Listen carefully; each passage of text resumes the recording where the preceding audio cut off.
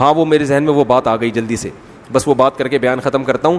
میں یہ کہہ رہا تھا کہ یہ جو مولانا ٹائپ کے لوگ باتیں کرتے ہیں, جن کو لوگ کہتے ہیں ہماری کھوپڑی میں نہیں آتی, رمضان کے روزے ہو گئے, داڑھی ہو گئی, اور نظر کی حفاظت ہو گئی, اور سود نہیں کھانا ہے, اور 5 ٹائم نماز پڑھی, یہ مولویوں کی باتیں ہیں نا جو لوگوں کی, لبرل لوگوں کی سمجھ میں آتی نہیں ہے.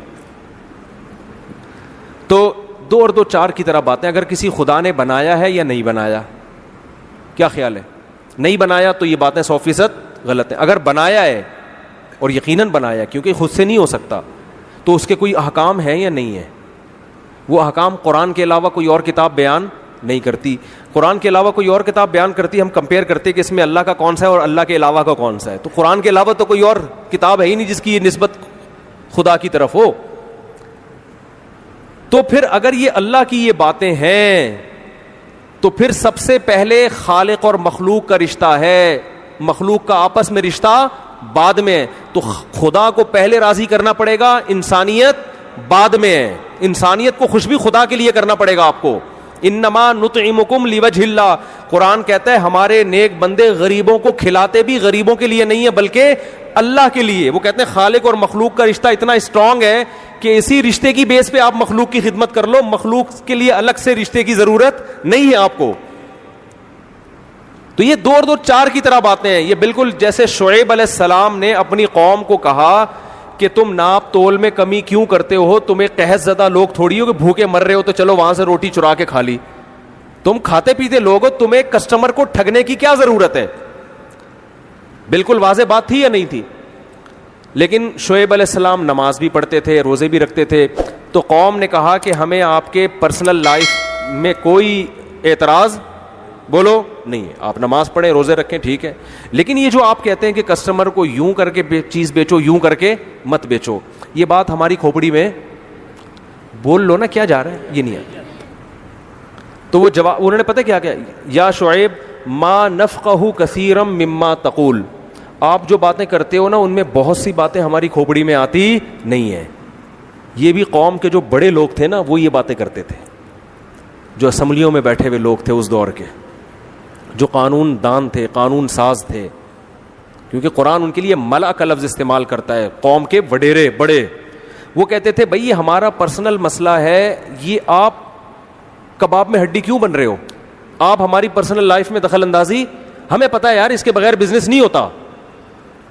ایک صاحب میرے پاس آئے, کہتے یار کسٹمر کو جب تک ٹھگو نہیں بزنس نہیں ہوتا. میں نے کہا پھر اس کسٹمر کے لیے بھی جائز ہے کہ آپ کو بھی ٹھگے اگر آپ اس کی دکان پہ جاؤ.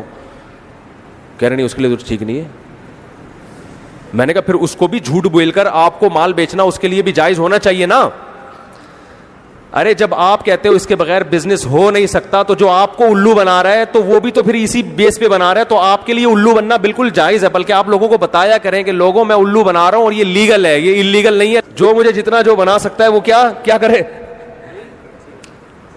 بولو بنا دے مجھے, ٹھیک ہے نا. تو اپنے لیے اصول کچھ اور ہے, دوسرے کے لیے اصول بولتے کیوں نہیں بھائی کچھ اور ہے. تو یہ 2 اور 2 4 کی طرح بات ہے بھائی. کسٹمر کو ٹھگنا یہ غیر اخلاقی حرکت ہے, لیکن پبلک کی سمجھ میں یہ بات نہیں آتی ہے. لوگوں کو بتاؤ, کہہ رہے ہیں کیسے ہو سکتا ہے بھائی, یہ تو ہو ہی نہیں سکتا.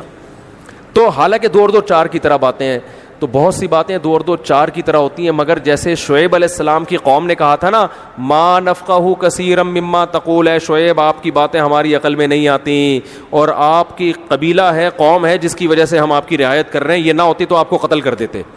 تو شعیب علیہ السلام نے جواب میں کیا فرمایا کہ ارہتی اعز علیکم من اللہ, اگر تم یہ کہتے نا کہ ہم تمہیں اللہ کی وجہ سے چھوڑ رہے ہیں کیونکہ تم دعوت کس کی دے رہے ہو, خدا کی, تو بات میری سمجھ میں آتی. تمہاری نظر میں مخلوق کا رشتہ خدا سے پہلے, میرے رشتوں کی وجہ سے تو معاف کر رہے ہو, خدا کی وجہ سے معاف نہیں کر رہے. یعنی خدا کو تو تم نے واتخذتموہ وراء ظہری, اسے تو تم نے پیٹھ کے پیچھے ڈال دیا خدا کو.